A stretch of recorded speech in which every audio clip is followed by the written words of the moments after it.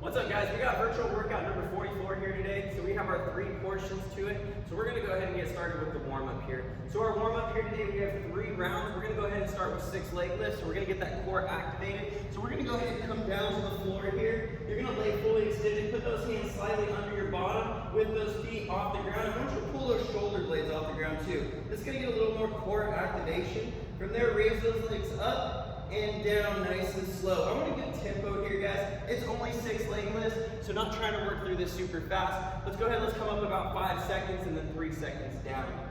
Now, after that, we have 12 jumping squats. So on that jumping squat, we're gonna put those feet shoulder width, toes pointed out slightly. From there, those hips are going to initiate this movement. Your hips are gonna break first, then your knees are gonna bend. You're gonna drive those knees wide as you keep that torso upright. Weight's gonna be back in our heels, and from here, we're gonna go ahead and drive up, pushing that ground away from us. As we come up to the top, you're gonna transfer that weight to your toes and extend up into that jump. So again, transferring from heels to toes, you're gonna go ahead and knock out 12 jumping squats. After that, we're gonna go 24 double unders, or 48 single unders, or 48 lateral line hops. So double unders and single unders and lateral line hops, we wanna work on something called that hollow position. So you wanna maintain this hollow position here with your core. What we don't wanna see is you extending back or leaning forward, okay? So maintaining this hollow, rigid position with your core, elbows tucked, hands down. This movement is initiated from the wrist and the wrist only. From there, you are on those toes, slightly jumping up off that ground. Obviously, with those double unders, we gotta jump up a little bit higher. Those single unders, we can jump a little bit less. Now, as far as that lateral line hop goes, same thing here, keeping that nice rigid, hollow position here. Find a line in the ground, and you're just gonna be hopping back and forth across that line, okay?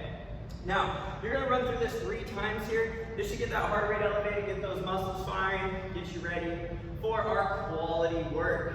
So, our quality work here, we're gonna start with seated alternating dumbbell curls. Now, if you have 2 dumbbells, you can go ahead and go alternating. If you do not have 2 dumbbells and you only have 1 dumbbell, we're not gonna go alternating on this one. So you'll go ahead and take a seat here. Any chair will work and or box. All we need is to go ahead and sit nice and upright here. Shoulders square to that ground. From there, you're gonna go ahead and turn that pinky towards your shoulder as you come up. You're gonna go ahead and relax back into a neutral position here. And again, turning that pinky as you come up. You'll go ahead and knock out 10 on each arm if you only have 1 dumbbell.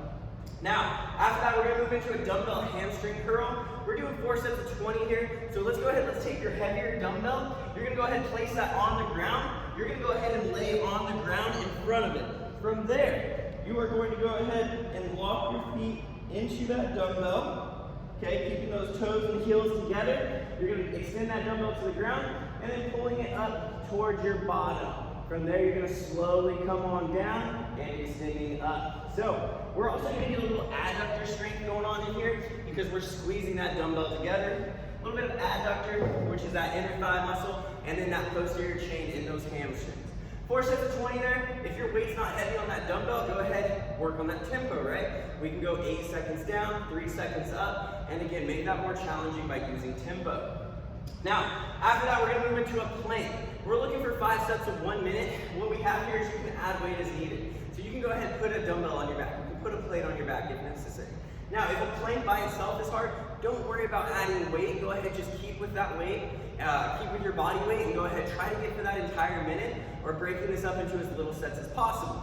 Now, just like that double under, we want to maintain that hollow position in our core as we come down onto that plank. So that plank will come down to the ground. We're going to keep that hollow position. Everything's nice and tight. You're pressing that ground away from you through those shoulders. Okay? So we're going to go ahead and knock that out. After our quality work is knocked out, today's workout, pretty fun one here. It's going to be the same for a class, minimal equipment or no equipment version.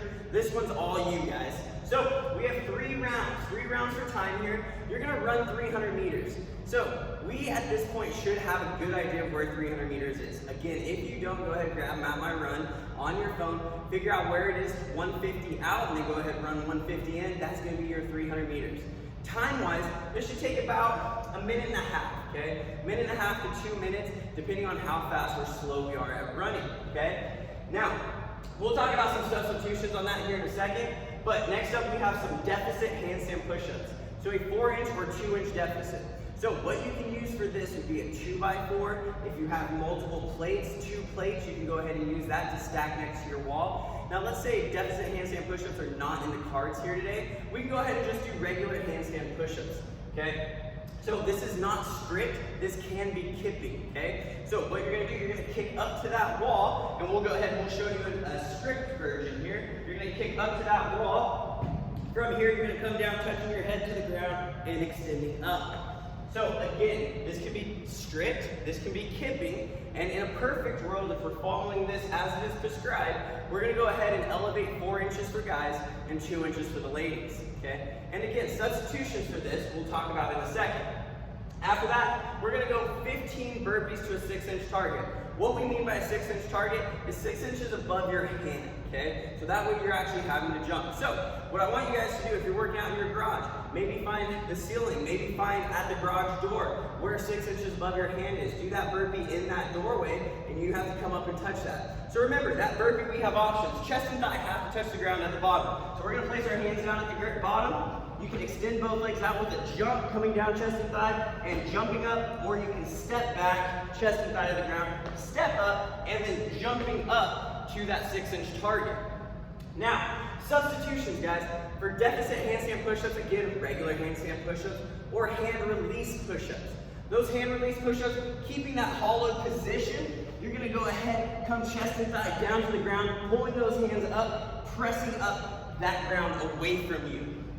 Now, other than that, for a run, we can go ahead and work for about 90 seconds on double unders or single unders, mountain climbers, or running in place. So those are our substitutions and our modifications here for today's workout. Get those scores logged into TRIIB, get those videos posted, and we look forward to seeing you back here in the box pretty soon.